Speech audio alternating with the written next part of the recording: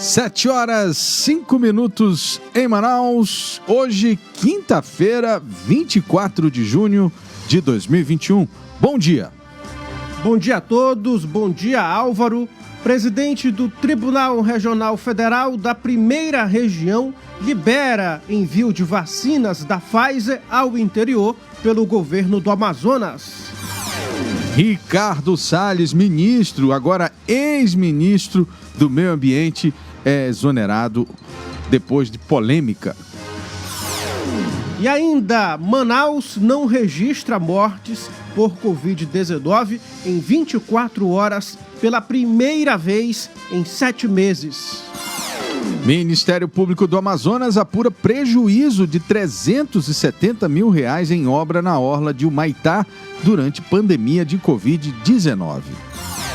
INSS começa a pagar a segunda parcela do 13º salário dos aposentados. Reunião entre Amazonino e Adail Filho marca aliança política e a gente vai falar sobre isso hoje na coluna O Poder. Você também fica bem informado sobre o trânsito e as ocorrências policiais ao vivo. Este é o Jornal da Cidade de hoje, o seu Jornal das 7.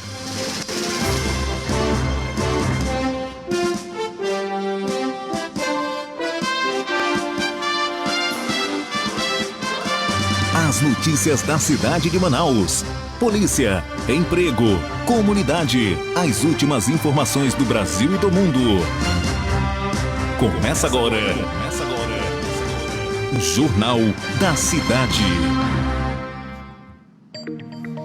Agora vamos conferir as manchetes dos principais jornais do país. A gente começa com o jornal Estadão, lá do estado de São Paulo, que traz na sua manchete principal: aliado diz que avisou Bolsonaro de compra suspeita de vacina. Governo, porém, fechou contrato. Ministro diz que deputado que fez denúncia e seu irmão serão investigados. Investigado pela Polícia Federal, Salles não resiste e deixa o governo. Empresários criticam leis ambientais.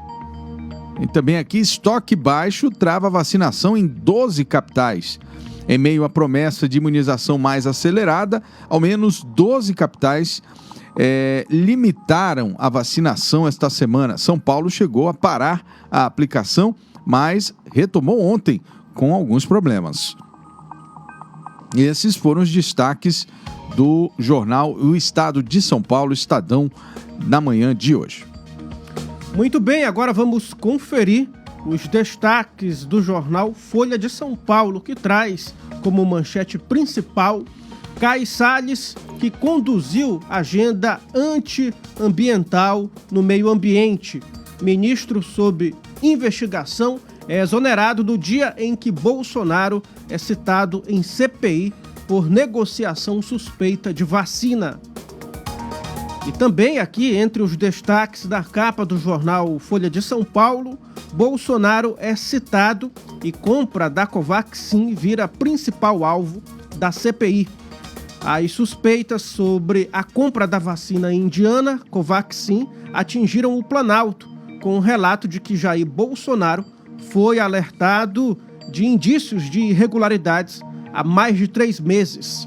Os fatos resultaram em nova linha de apuração da CPI da Covid. E também, Guedes quer reduzir tributo com alta na arrecadação.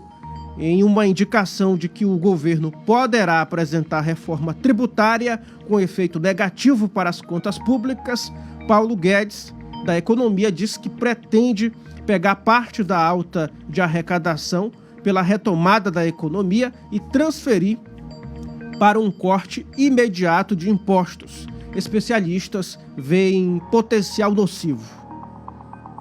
Álvaro. De São Paulo, vamos para Minas Gerais com o estado de Minas. Salles cai. Investigado, o ministro do Meio Ambiente nega crimes e deixa a pasta com defesa do setor produtivo. Planalto se agita. Governo manda investigar denunciantes após acusação de pressão para a compra da vacina indiana. Minas reage. Bancada mineira no Congresso se articula contra veto a incentivo da Sudene para 81 municípios do estado. BH, fila anda. Depois de prefeito Alexandre Calil anunciar acordo com o estado, capital amplia a vacinação por idade. Fura fila. Ouvidoria recebe 1.900 queixas sobre vacinação. Sufoco, virada e liderança. Depois de estar perdendo até 33 do segundo tempo, seleção brasileira arrancou o empate contra a Colômbia ontem no Engenhão e virou já no final dos acréscimos, garantindo 100% de aproveitamento. Regime de escravidão idosa é resgatado após 60 anos de degradação. E manifesto, 61 entidades repudiam a privatização da Cofasa. Esses foram os destaques do jornal Estado de Minas. Muito bem, agora são 7h11 em Manaus. Vamos conferir os destaques do jornal O Globo, que traz como manchete principal: crise sanitária. Servidor diz ter levado suspeita na compra da vacina a Bolsonaro. E ainda aqui entre os destaques, na capa do jornal O Globo, alvo de 2 investigações no STF, Salles deixa a pasta do meio ambiente. Oficialmente, saída foi a pedido. Ex-ministro era um dos auxiliares mais próximos do presidente. E ainda, STF julga Moro parcial contra Lula. O Supremo Tribunal Federal concluiu ontem o julgamento sobre a suspeição do ex-juiz Sérgio Moro e decidiu, por 7-4, que ele atuou com parcialidade ao julgar o ex-presidente Lula no caso do triplex do Guarujá. Moro disse em redes sociais que não houve restrição à defesa de Lula. Álvaro. Do Rio de Janeiro, vamos para Brasília com o Correio Brasiliense. Pressão derruba Salles. Alvo de investigação da Polícia Federal e de inquérito no Supremo, ministro do Meio Ambiente deixa governo. Uma cidade paralisada por Lázaro. A cena de um helicóptero pousando numa pista da BR-070 mostra que a rotina de Cocalzinho, em Goiás, e seus povoados estão totalmente alteradas. As buscas pelo assassino já prejudica a economia da localidade. A caçada pelo criminoso entrou na madrugada no 16º dia. Mãe do fugitivo pede para ajudar nas negociações. A reinvenção de São João. Sem as festas juninas, comércio se readapta e cria produtos para a celebração na pandemia. Músicos do forró também se adaptaram. Ministério Público facilitará casa a policiais. Governo Federal cria programa para compra de imóveis pelo pessoal das polícias civil, militar, além do Corpo de Bombeiros. Brasil faz tabelinha com árbitro e vence. Juiz argentino toca na bola do lance do gol de empate da seleção e colabora na vitória por 2-1 sobre a Colômbia na 4ª rodada da Copa América. CPI apura corrupção na compra da vacina indiana. Depois de o deputado Luiz Miranda, os democratas do Distrito Federal, afirmar que alertou Bolsonaro sobre suspeita de corrupção na compra da vacina, a CPI da Covid decidiu convidar o parlamentar e um irmão dele, Luiz Ricardo Miranda, funcionário do Ministério da Saúde, para prestar depoimentos. Dose no Distrito Federal chega a docentes e também a pessoas com 48 anos. Remessa de 111 mil vacinas permite a imunização de novos grupos na capital federal por profissão e por idade. Professores da rede pública e privada estão na fila. Essas foram as manchetes do jornal Correio Brasiliense de hoje. Agora 7h14 em Manaus, vamos conferir os destaques do jornal 0 Hora do Rio Grande do Sul, que traz como manchete principal: investigado pela PF, foco de polêmicas, Salles deixa Ministério do Meio Ambiente. Envolvido em controvérsias desde que chegou à esplanada, há 2 anos e meio, ministro não resistiu ao desgaste provocado pela suspeita de participação em esquema ilegal de retirada e venda de madeira. Será substituído por Joaquim Álvaro Pereira Leite, integrante da pasta. E Álvaro, o ex-superintendente da Polícia Federal do Amazonas, Alexandre Saraiva, comemorou a saída de Ricardo Salles do Ministério do Meio Ambiente e ironizou a demissão. Ele disse: "Eu avisei que não ia passar boiada e eu continuo delegado de Polícia Federal." Para quem acompanha esse caso sabe que inicialmente o delegado federal Alexandre Saraiva apresentou ao Supremo Tribunal Federal, STF, uma notícia-crime para investigar Salles. Os dois tiveram um atrito por conta de uma apreensão de madeiras entre o Pará, o Amazonas, e aí, posteriormente, o delegado federal Alexandre Saraiva foi afastado do comando da PF no Amazonas. 7h16 em Manaus, e a gente encerra as manchetes dos principais jornais do país, lendo aqui as manchetes do jornal A Crítica do estado do Amazonas. Amazonenses foram envenenadas. Aqui a manchete não dá mais detalhes, mas parece um caso relevante aí. Na frente de executivos, deputado Roberto Cidade ameaça abrir CPI para investigar a Amazonas Energia. Muito merecido aí, né? Por conta dessa situação toda da conta de energia em toda a cidade. Medida provisória, isenção fiscal sobre combustível. Decisão sobre a Zona Franca de Manaus ficará com Bolsonaro.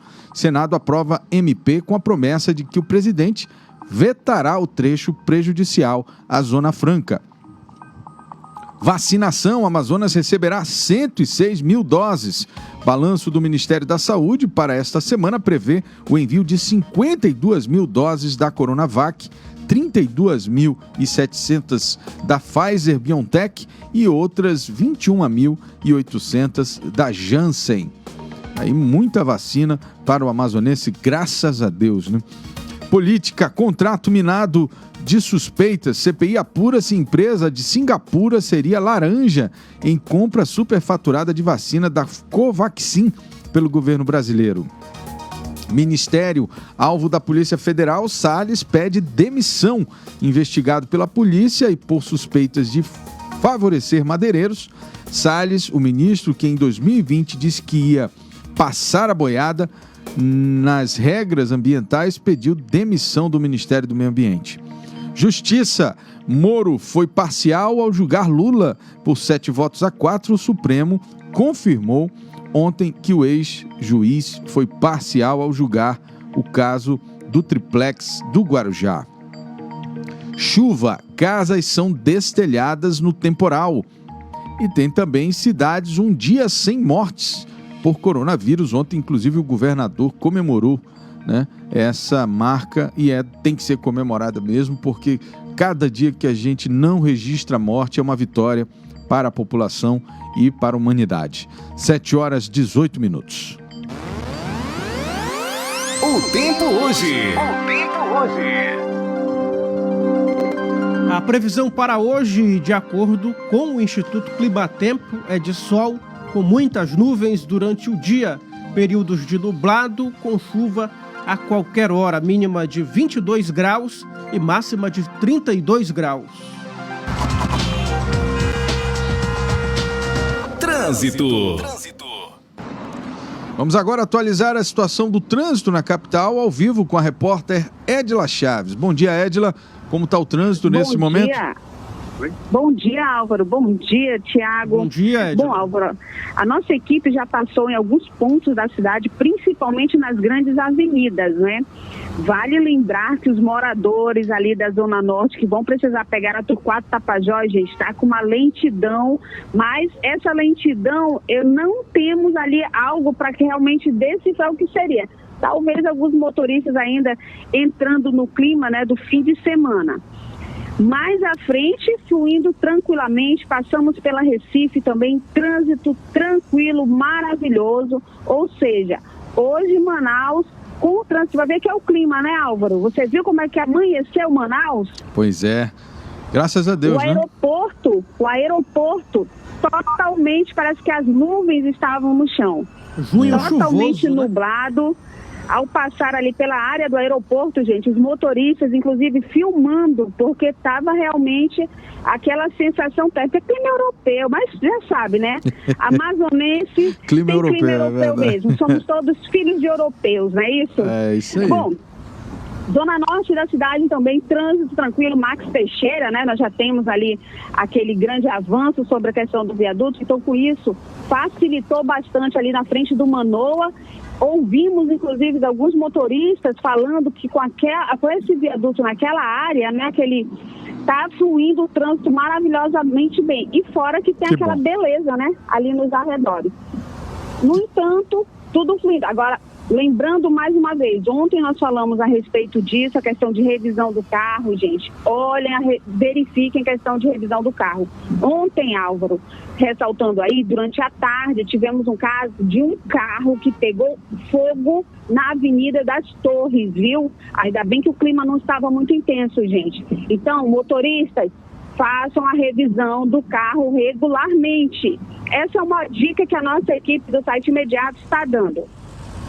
Tá certo. Obrigado, Edila. Daqui a pouco você volta com as informações de polícia na noite madrugada. 7h20. 21. Trânsito. Agora vamos às notícias da Covid-19. O Brasil registrou 2.343 mortes por Covid-19 nas últimas 24 horas, totalizando aí nesta quarta-feira 507.248 óbitos desde o início da pandemia. Com isso, a média móvel de mortes nos últimos 7 dias chegou a 1.915.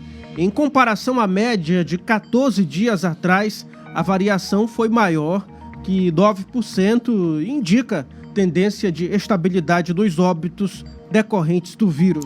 Após 5 dias apontando altas nas mortes, este é o segundo dia de estabilidade, o patamar elevadíssimo em que isso ocorre. No entanto, está longe de permitir grandes comemorações. Uma notícia boa aqui para a capital: pela primeira vez em 7 meses, Manaus não registrou mortes por Covid-19 em 24 horas. A última vez que a capital ficou sem registro de óbitos foi no dia 5 de novembro do ano passado. Pois é, nas últimas 24 horas foram confirmados 511 novos casos de Covid-19 em todo o estado, totalizando 398.756 casos da doença. Na capital, de acordo com dados da Prefeitura de Manaus, não foi registrado nenhum sepultamento por Covid-19. E é importante a gente falar isso, né, porque é exatamente isso, esse efeito que a vacina faz. Por mais que você tenha registros da doença, ela não agrava, né? Então, a importância de você tomar a vacina, daqui a pouco a gente vai mostrar, tem muita gente que ainda não tomou vacina por opção. Então, é importante que você tome, porque ainda que não cure, ou que não proteja 100% de você ter a doença, pelo menos se você adquirir a doença, você não vai evoluir para a forma mais grave. E isso é o mais importante nesse momento. Balanço, então, da vacinação contra a Covid-19 desta quarta-feira traz um pouco de esperança. Mais de 31% da população brasileira já está parcialmente imunizada contra a Covid. Parcialmente porque tomaram aí pelo menos a primeira dose. Foram 67.205.588 pessoas vacinadas com a primeira dose, o que corresponde aí 31,74% dos brasileiros. Já a segunda dose teve aplicação em 24.642.156 pessoas, ou 11,64% da população. Somando as duas doses, são 91.847.744 doses de vacinas aplicadas no total. Aqui no Amazonas, a vacinação segue a todo vapor. São mais de 1 milhão tomando aí a primeira dose da vacina. que foi aplicada em todo o estado do Amazonas. Vamos ver aqui o site da FVS. Exatamente, foram aplicadas 1.788.413 doses. População programada para ser contemplada por dose. Mas se parar de mexer aí, eu consigo ler. Se ficar mexendo, eu não vou conseguir. Doses aplicadas, 1.260.609. População vacinada na primeira dose, 84,6%. População vacinada com segunda dose, 42,1%. Doses aplicadas, bom, aí não dá para entender. Segunda dose, 530.804. E doses distribuídas até a data, 2.512.768. Então, essas foram as informações aí. E no site você também confere por público, né? Por exemplo, população indígena, temos aí 81,6% de doses aplicadas. Afasta só um pouquinho mais, Marquinho, mais um pouquinho, só mais um pouquinho. Aí, trabalhadores da saúde, mais de 100% já tomaram a primeira dose e pouquinho mais de 92% na segunda dose. Então, o trabalhador da saúde está relativamente seguro com relação a essa doença. Pessoas acima de 80 anos também, né? Primeira dose mais de 90% e segunda dose 83,3%. Essas foram as informações. Eu não sei dizer se isso é o geral ou se é só capital, se é interior. Eu realmente não consigo. Se é o estado, né? E agora vamos ver aqui Manaus. Pessoas vacinadas por categoria primeira dose, né? Então foram 1.045.968 doses. Total de primeira dose aqui em Manaus, 734.776. Segunda dose, 311.192. E temos aqui pessoas vacinadas por categoria, né? Por faixa etária foram 480 mil. Comorbidade, 102 mil.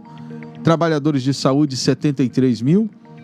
E trabalhadores da educação, 33 mil. E trabalhadores do transporte, 7 mil. Bom, enfim, que a gente quer mostrar aqui que existem 2 sites que você pode consultar a qualquer momento do dia para saber como é que anda a vacinação, tanto na capital, só na capital, e também o geral, que soma capital com interior do estado. 7h27. Jornal da Cidade. Ainda falando sobre a vacinação em Manaus, o desembargador federal Ítalo Fioravante Sabo Mendes suspendeu a decisão da juíza Jaisa Frache, que determinava a suspensão do envio de doses da Pfizer para o interior do Amazonas. Pois é, na decisão o magistrado cita a suspensão como gravíssima lesão à saúde com uma menor abrangência de pessoas imunizadas. Ainda segundo ele, a medida vai em desrespeito ao que recomenda a Organização Mundial de Saúde e preconiza o Programa Nacional de Imunização da FVS, que diz que as doses hoje existentes deverão ser entregues para o município de Manaus aplicar a segunda dose. No despacho, o presidente do Tribunal Regional Federal da Primeira Região acatou a justificativa do estado do Amazonas de que é possível armazenar o imunizante da Pfizer em temperaturas de 2 a 8 graus Celsius por até 31 dias, permitindo uma adequada logística entre os municípios que compõem o Amazonas. Na mesma decisão, Ítalo Fioravante Sabo Mendes também suspendeu outra liminar que determinava a aplicação da segunda dose da Pfizer em 21 dias e não em 3 meses, como estava sendo feito pela Secretaria Municipal de Saúde. Em nota, a FVS informou que, em relação ao intervalo de doses, o período de até 12 semanas é a recomendação do Ministério da Saúde, com base na orientação da Organização Mundial de Saúde, que amplia o tempo de intervalo entre as doses. Portanto, é importantíssimo levantarmos essa situação entre responsabilidades. Os envios de imunizantes para o interior do Amazonas ficam em cargo do governo do estado, mas isso só pode ser feito de forma legal se a Justiça permitir, em alguns casos específicos, como a da Pfizer. Durante esse vai e vem, né, a população fica, obviamente, muito prejudicada. Jornal da Cidade. Muita atenção agora, o Instituto Nacional de Seguro Social começa a pagar hoje a segunda parcela do 13º salário para aposentados e pensionistas. O pagamento foi antecipado novamente neste ano por conta da pandemia da Covid-19. Nesta quinta, o pagamento da segunda parcela será feito para quem recebe até um salário mínimo e tem número de benefício encerrado em 1. O pagamento da segunda parcela segue até 7 de julho para os demais beneficiários. Para aqueles que recebem até um salário mínimo, o depósito da antecipação será feito entre os dias 24 de junho e 7 de julho, de acordo com o número final do benefício, sem levar em conta o dígito verificador. Vamos falar agora sobre a maior cheia da história do Amazonas, que é a deste ano. Noticiamos a subida ontem de 1 centímetro. Agora a notícia é que ele está parado. Exatamente, Álvaro, nas últimas 24 horas, o Rio Negro não teve alteração, marcando aí 30 metros e 1 centímetro. A gente destaca também que existe um fenômeno chamado de repiquete, que faz o rio subir de forma acelerada e logo em seguida descer. Então, o rio pode estar passando por esse fenômeno. O que nos resta, na verdade, agora é aguardar. Jornal da Cidade. O Instituto Estadual de Defesa do Consumidor notificou a concessionária Amazonas Energia após o apagão que atingiu vários bairros de Manaus na terça-feira. A empresa deve apresentar em até 5 dias corridos a resposta sobre as reclamações relacionadas a esse apagão, queda de energia constante que aconteceu ali na terça-feira. A Amazonas Energia lidera o ranking de reclamações formalizadas no órgão. Entre janeiro e maio deste ano, foram 437 registros. Caso haja comprovação de má prestação de serviço ou ausência de resposta, a empresa poderá ser multada. 7h32. Nesta quarta-feira, foram apreendidos mais de 112 quilos de produtos com datas de validade expiradas. Olha só. A ação aconteceu em comércio na Avenida Altaes Mirim, na zona leste de Manaus. No local, a equipe do Procon Amazonas recolheu produtos de limpeza, bebidas, massas, laticínios, itens em conserva e carnes. A mercadoria foi descartada após a fiscalização e o estabelecimento foi autuado. Polícia. Vamos agora às principais ocorrências policiais da noite e madrugada com Edila Chaves. Edila. Voltando a trazer as informações dos acontecimentos em Manaus. Olha, nós vamos levar ao conhecimento de todos o caso ocorrido durante a tarde de ontem. Uma tarde que prometia ser tranquila, quando, na verdade, os moradores do bairro Parque São Pedro entraram em desespero. Gabriel Mendonça Lima, de 26 anos, estaria como mecânico trabalhando em uma oficina na rua Santa Helena, no bairro Parque São Pedro, momentos em que aquele que estaria com muita ira chegou munido de uma arma calibre 9mm e a partir dali começou então a disparar. Segundo informações da polícia, foram em torno de 4 disparos diretamente na região da cabeça. Vale ressaltar, Álvaro, que a equipe do site imediato conseguiu as imagens do momento da ação, inclusive percebeu que no momento que e Gabriel viu aquele que queria matá-lo chegando, abordando, ele ainda tentou uma luta corporal, mas ali foi uma ação muito rápida, menos de 3 minutos, tudo aconteceu. Nossa equipe esteve presente ao local, onde os familiares de Gabriel, a mãe de Gabriel, ao chegar, desmaiou com aquela cena onde viu seu filho jogado em cima de umas motos na oficina. Outro caso que vamos levar a conhecimento de todos é que, no mesmo tempo, estaria também ocorrendo a situação de uma outra vítima no bairro Jorge Teixeira. Victor de Almeida Rodrigues. ele já estaria respondendo pelo crime de homicídio do ano de 2013. O fato ocorreu na rua Jacaré. Segundo informaram 2 homens, um de camisa azul e o outro com cabelo com luzes, né? Invadiram a casa, pediram o celular. Quando ele disse que ali seria natural de Manicoré, já foram disparando. Agora, não sabemos o porquê de, na hora de morrer, ele acabou falando isso, né? Mas foi o que acabou saindo de sua boca e algumas pessoas acabaram por ouvir. Foram em torno de 10 tiros. Outra informação que nós conseguimos é que a esposa da vítima teria também sido ameaçada, mas, graças a Deus, não morreu, chegando a ser liberada pelos criminosos. Este fato foi atendido através da 30ª SICOM. E olha, durante a madrugada também tivemos uma ação da Força Tática, né? Entorpecentes, um número grande de entorpecentes apreendidos e, mais uma vez, a polícia dando retorno. Ó, vale a observação, viu? Não sai do imediato. Daqui a pouco nós vamos trazer mais resultado de trabalho policial. Acompanhe aí. Tá certo. Obrigado, Edila Chaves, 7h36. Esse foi o resumo dos casos de polícia na nossa cidade.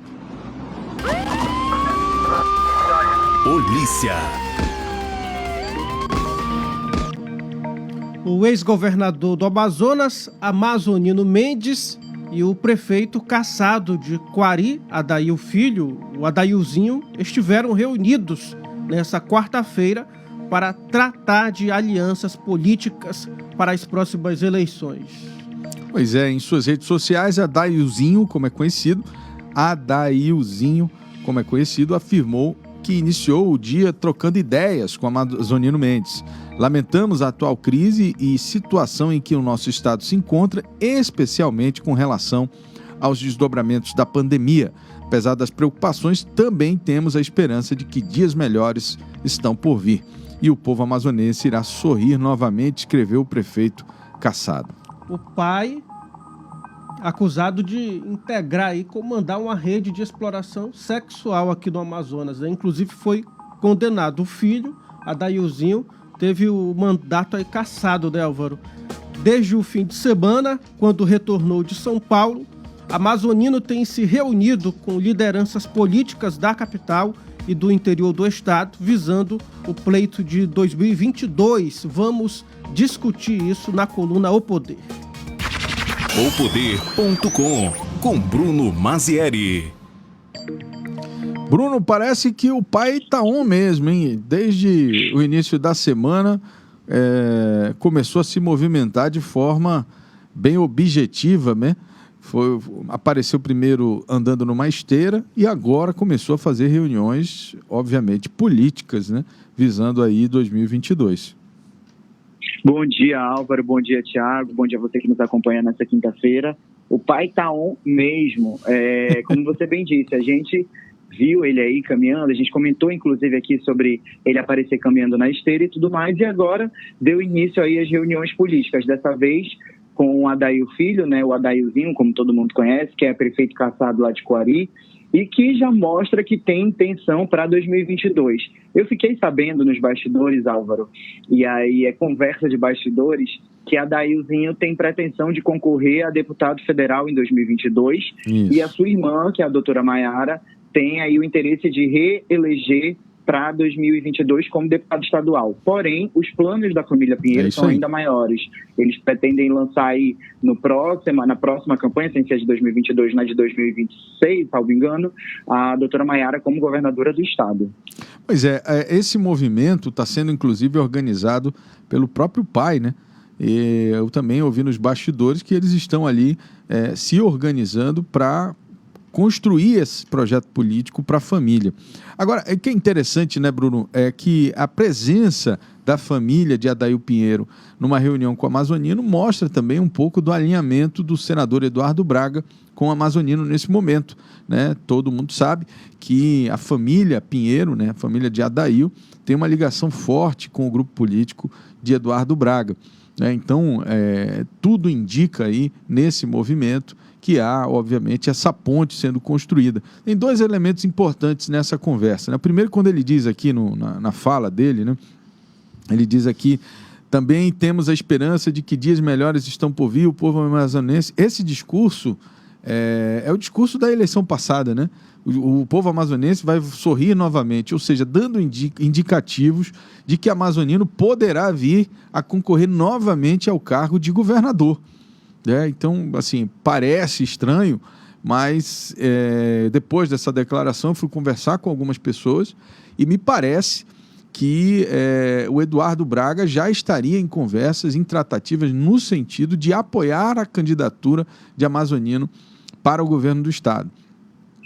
Álvaro, E aí, veja, a presença do Adail, que é o link que eu queria fazer, mostra o seguinte, mostra primeiro, selando um pouco essa união, mas a entrega de uma cidade importantíssima do estado do Amazonas, que é Quari, né, que tem o potencial financeiro, mas também tem um dos capitais eleitorais maiores, né, do nosso estado, estaria sendo entregue aí para essa composição com a Amazonino Mendes. É articulação pura, né? É óbvio que tudo isso que a gente está falando aqui está no campo das ideias, das discussões e de bastidores. É preciso se confirmar ao longo do tempo, tem ainda um ano ou mais, né, para a eleição do ano que vem, de 2022, mas esses movimentos eles precisam ser vistos assim como preparatórios, né, ou aqueles ensaios, balões de ensaios, como os políticos gostam de falar, né, são balões de ensaio para a gente sentir o que a população quer e qual é o melhor projeto. Bruno. Você falou de Quari ser um colégio eleitoral importante, de fato até porque a gente tem a questão do gasoduto, enfim, de uma série de coisas relacionadas à questão econômica, e o interessante disso, Álvaro, é que toda a família Pinheiro sempre é eleita lá com muitos votos. Exatamente. Ou seja, você percebe a força da família Pinheiro no município que é Quari, que sempre estampa matérias infelizmente negativas no âmbito nacional, nos veículos de comunicação nacional, ou por corrupção, ou por improbidade administrativa, escândalo sexual, como foi a questão dos abusos. Mas nada pega lá, né? Nada pega, porque a família Pinheiro continua tendo uma força muito grande naquele município.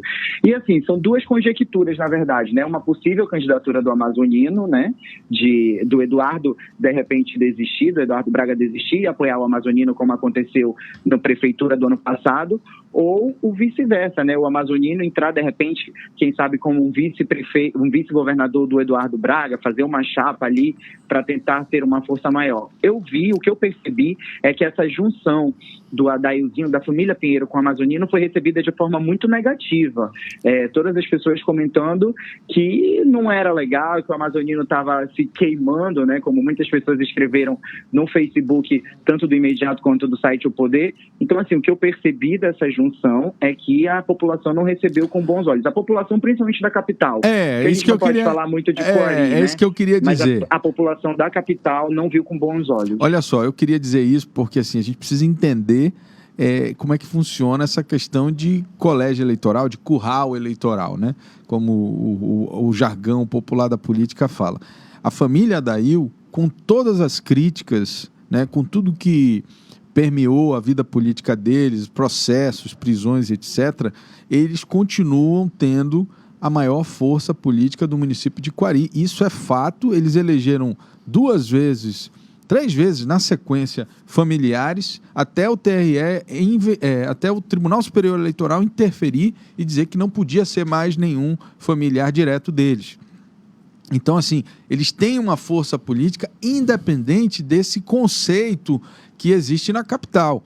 E eu acho que é isso que os candidatos a governo, nesse caso, estão olhando, né, Bruno? É a força deles, não na capital, mas a força deles no próprio município.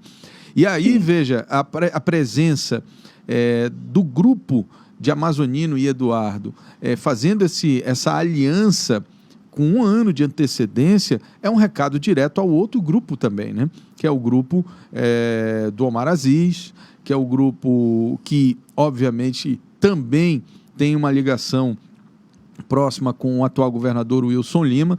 Então, assim, tem uma divisão clara aí, né, desses dois grupos.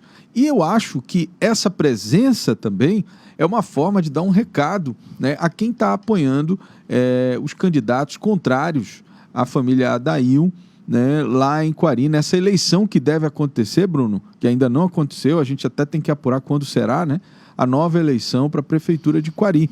é porque foi determinada uma nova eleição, mas não foi marcada ainda a nova eleição. Salvo engano, está a tia deles, né, lá no cargo. Ela é presidente da Câmara, né, então ela que está comandando o município por enquanto, a tia do Adailzinho. Pois é, e aí veja, né, Omar Aziz apoia diretamente e sem menor tipo de pudor, né, ou indiretamente, nada disso, o sobrinho do Ronaldo Tiradentes, né, o Robson Tiradentes, eu acho que é esse o nome, agora me fugiu o nome na memória. Então é óbvio que isso polariza, né? E aí a família Adail está dando um recado, dizendo, olha, já que vocês estão com o projeto de vocês aqui no meu município, eu vou correr aqui com outro pessoal para atingir o projeto de vocês, porque, obviamente, o outro grupo tem interesse no cargo a governo, né? E, como a gente falou no início do nosso bate-papo aqui, né, Quari tem um capital eleitoral importantíssimo para a composição dos votos que vêm do interior.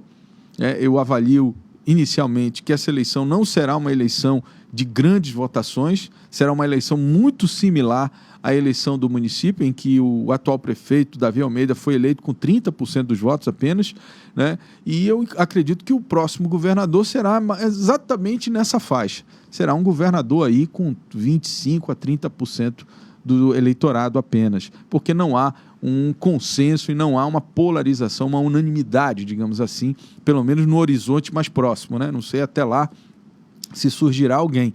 Então, o campo ainda está muito aberto e eles sabem que a posição deles nesse momento pode influenciar nesses 30% que todo mundo quer ter até outubro do ano que vem.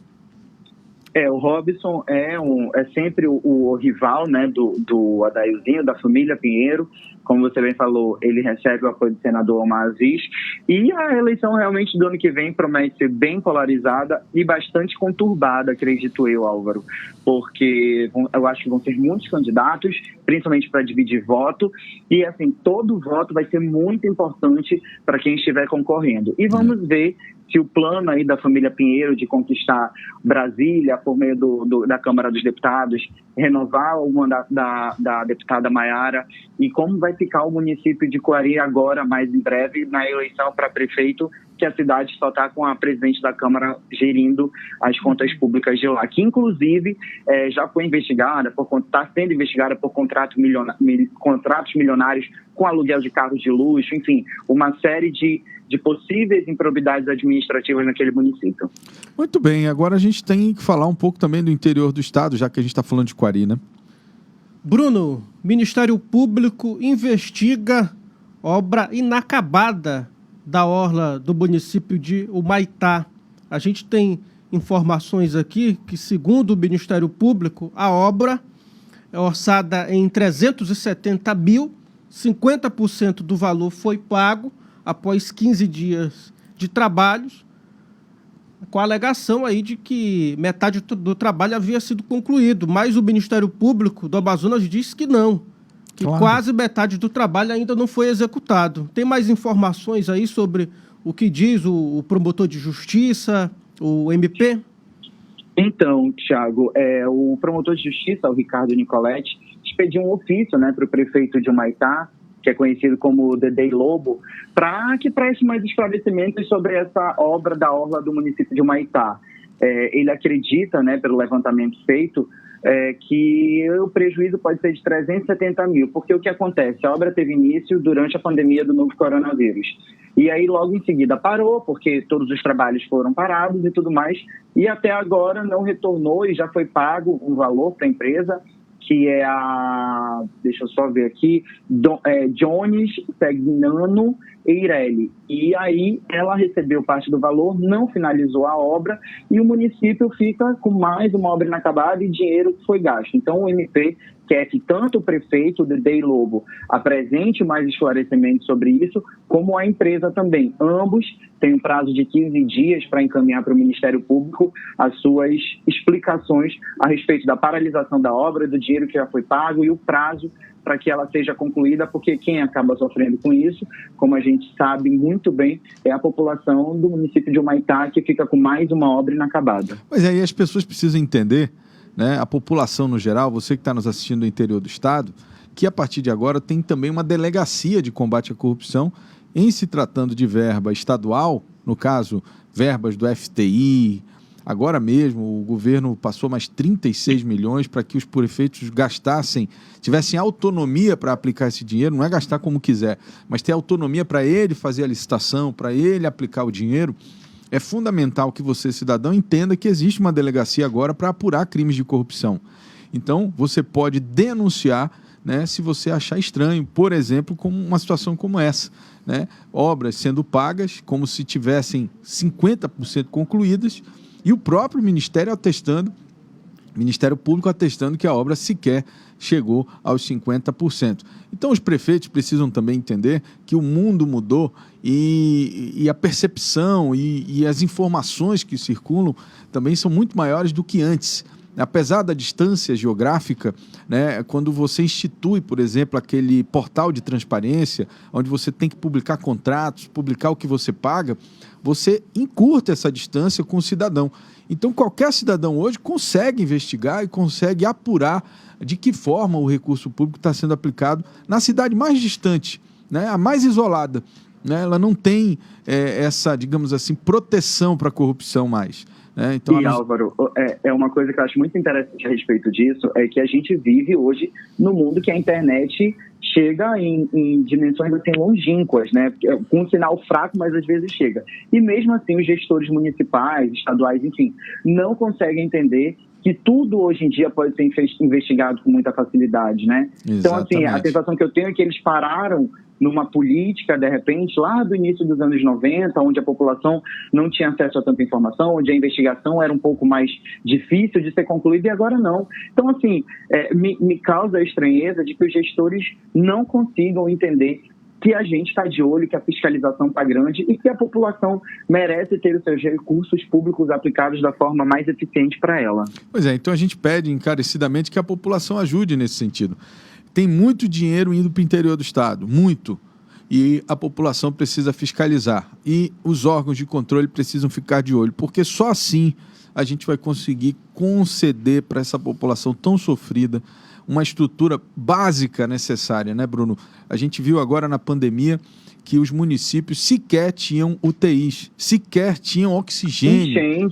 Enchente. Todo ano sabe que o rio enche e as cidades continuam sem ter o cuidado com a população, sem pensar que a população sofre, que ela está lá, ganha pouco e está pagando seus impostos e mesmo assim não tem uma infraestrutura de qualidade. E a gente vê a fiscalização muito forte no prefeito da capital, normalmente é assim, e no governador de estado, né? Normalmente são só essas duas figuras. Tem outros mais de 50 prefeitos que recebem dinheiro de convênio federal, recebem dinheiro de convênio estadual, recebem dinheiro de fundos, como é o caso do FTI, como é aquele repasse do ICMS toda semana que os municípios recebem. Então é muito dinheiro que a população precisa ficar de olho, e os órgãos de controle estadual, os órgãos de controle estaduais, eles precisam ficar observando isso. E agora a Delegacia de Combate à Corrupção também precisa entrar nessa seara. A gente precisa observar como está sendo feito o uso desse dinheiro público no interior do estado, porque depois isso vem para a conta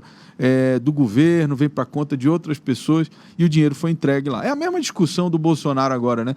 Manda dinheiro para os estados e ele diz que prefeitos e governadores não estão gastando corretamente. A lógica é a mesma, a gente tem que fiscalizar para evitar esse tipo de situação. Bruno?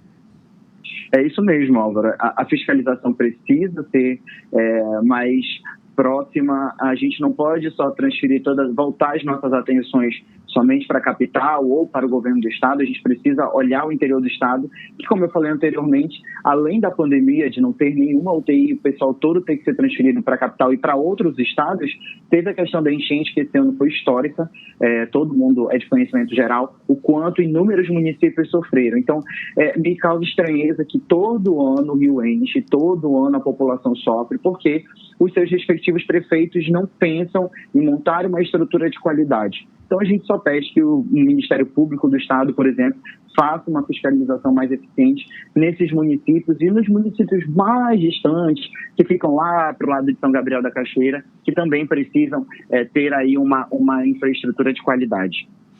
Bruno Mazzieri, obrigado.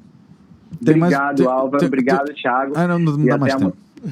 Até amanhã, se Deus quiser. Obrigado. Tinha um assunto do Ricardo tchau. Salles aqui, mas a gente vai passar à frente por causa do horário. Obrigado. Tá bom, tchau. Rapidamente, ainda sobre esse caso lá de Humaitá, da obra da orla inacabada, a prefeitura do município tem 15 dias para prestar informações, esclarecimentos ao Ministério Público.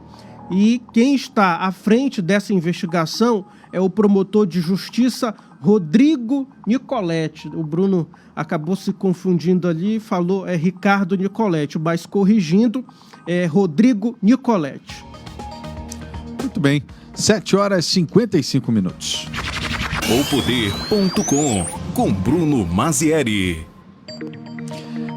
Agora é hora de falar de oferta. Vamos te mostrar agora o preço do quilo da carne. Vamos destacar aqui o colchão mole, porque são vários cortes, né? Mas vamos falar aqui do colchão mole, que é o tradicionalmente usado aí para fazer o bife, o famoso bife, tão bom, né? Aquela pimentinha do reino, cominho e tal, muito bom. De acordo com o site Busca Preço da Cefaz, o menor preço do quilo da carne bovina, colchão mole, é de R$ 23,99. Olha... Tá barato? Eu acho o quilo do colchão mole, eu não sei assim, mas eu acho que tá barato. O valor... tá barato, O valor máximo encontrado do quilo do arroz é de... o arroz aqui já pulou pro arroz? Não entendi mais agora nada.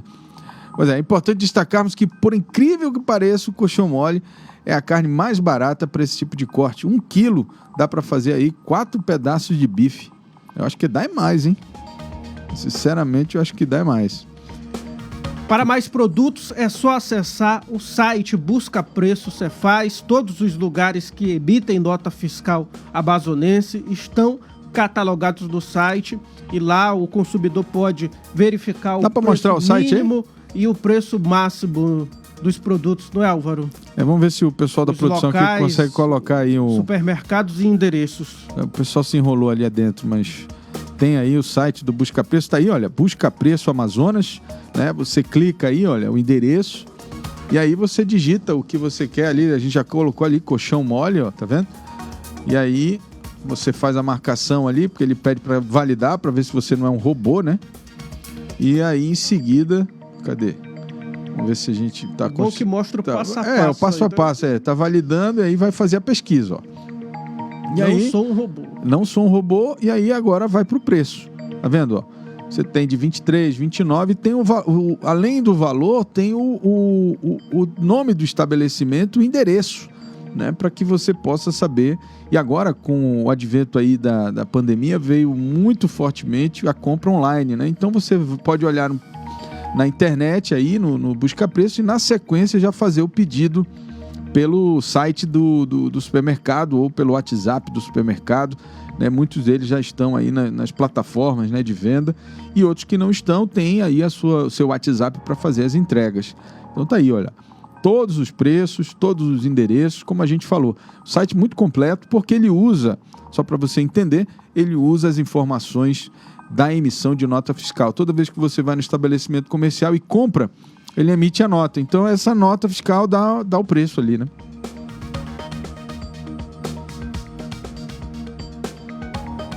Pois é, e olha, quando tem o foguinho, você tá vendo aí no comercial Alex, é que ele sinaliza que é uma oferta especial, né? E aí ele bota o valor aí, independente se é mais alto ou não. Para este supermercado, ele considera essa uma oferta especial. O Marquinho me falou aqui no PV, no WhatsApp, que ele já vai dar essa dica para a mãe dele, que ele gosta de comer bem. Tá certo, é isso mesmo. Dá mais um bifezinho, né, Marquinho? 7h59. Já deu, gente. Vamos lá. Jornal da Cidade. Muito bem, então assim, ó, para mais produtos é só acessar o site Busca Preço da Cefaz. Todos os lugares que emitem nota fiscal amazonense estão catalogados no site. E agora vamos conversar sobre o mundo dos veículos. QG do Automóvel, com Alfredo Filho. Alfredo Filho, mais uma semana aqui conosco. Muito obrigado pela sua participação aqui todas as semanas, trazendo as novidades do mundo automotivo para quem é apaixonado por carros.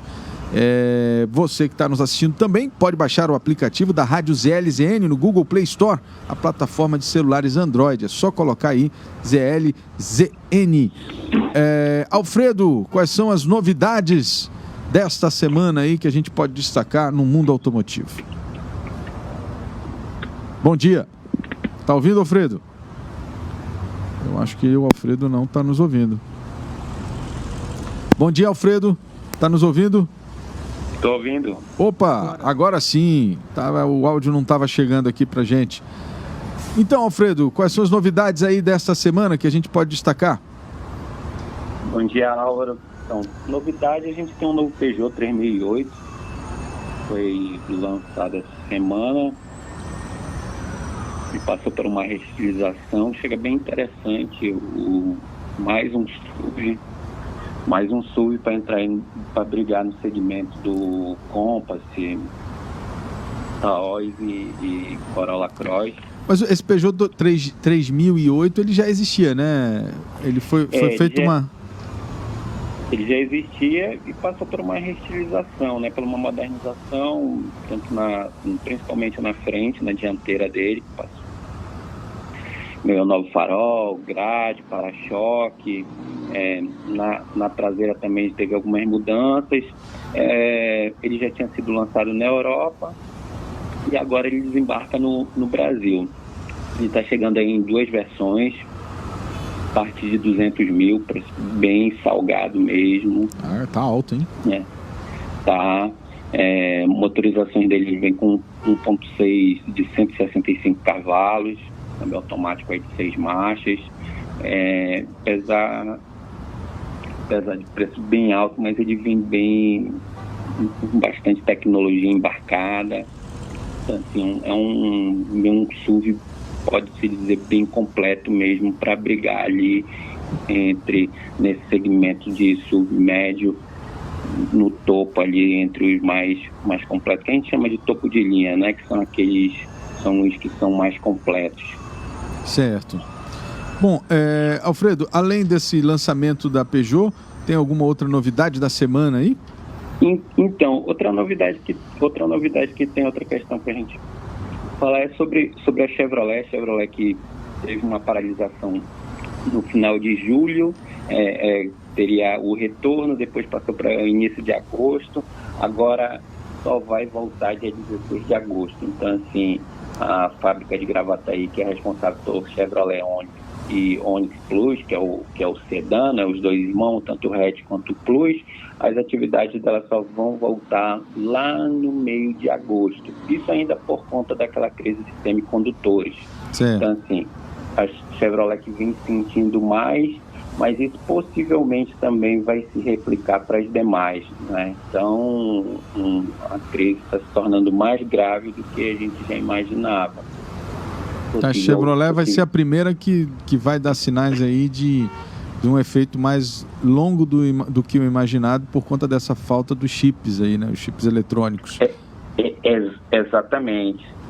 Imagina, ela tinha anunciado que o seu retorno voltava no final de julho, depois passou para o início de agosto e agora só no dia 16 de agosto.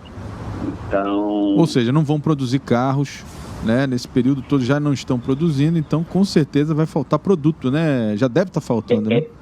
Exatamente, vai faltar produto. Então, assim, para a gente que está mais longe ainda, se agosto,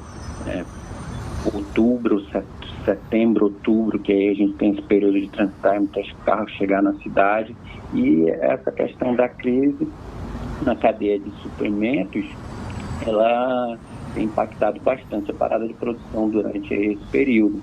E isso possivelmente vai se replicar às demais. Pode ter certeza que Volkswagen, Fiat também, alguns produtos dessas montadoras, elas também vão sentir. Vai ter falta nas concessionárias. É certo. Alfredo Filho, muito obrigado pelas informações. Obrigado. Quem quer mais informação sobre o mundo automotivo, acessa qual site, Alfredo? Acesse o www.qgdaautomóvel.com. É isso aí, o site mais completo da região sobre o mundo automotivo, atualizado aí em tempo real, qgdoautomóvel.com. 8h04. QG do Automóvel, com Alfredo Filho. Jornal da Cidade. Você acabou de conferir o Jornal da Cidade, o seu noticiário das 7 da manhã, de segunda a sexta, aqui pelo site Imediato. Baixe o aplicativo da Rádio ZLZN no Google Play Store, a plataforma de celulares Android. É só colocar a ZLZN que o primeiro app que vai aparecer é o da nossa rádio. Essa imagem aí que você está vendo do meu lado. Não deixe também de acompanhar a programação do site Imediato. Às 11h teremos o Imediato e o Povo trazendo todas as informações e demandas da comunidade. Você que nos assiste também pode solicitar a presença da equipe do Imediato e o Povo aí no seu bairro. É só ligar para o número 9311-0060. Vou repetir, 9311-0060. E à tarde, às 4h, nós temos o programa policial da internet, o Manaus 190, com a apresentação de Eudógio Gonçalves. Esta edição teve a apresentação de Álvaro Corado e Tiago Gonçalves. Transmissão e operação de áudio de John Andrew, produção e edição de Jonathan Souza, apoio técnico de Marcos Silva, o Marquinho para os mais íntimos, e Pablo Medeiros. Todo este conteúdo é produzido pela equipe da Rede Norte Digital. Muito obrigado pela sua audiência. Um excelente dia para você e a gente se encontra amanhã, pontualmente, às 7h. Até lá. Até amanhã.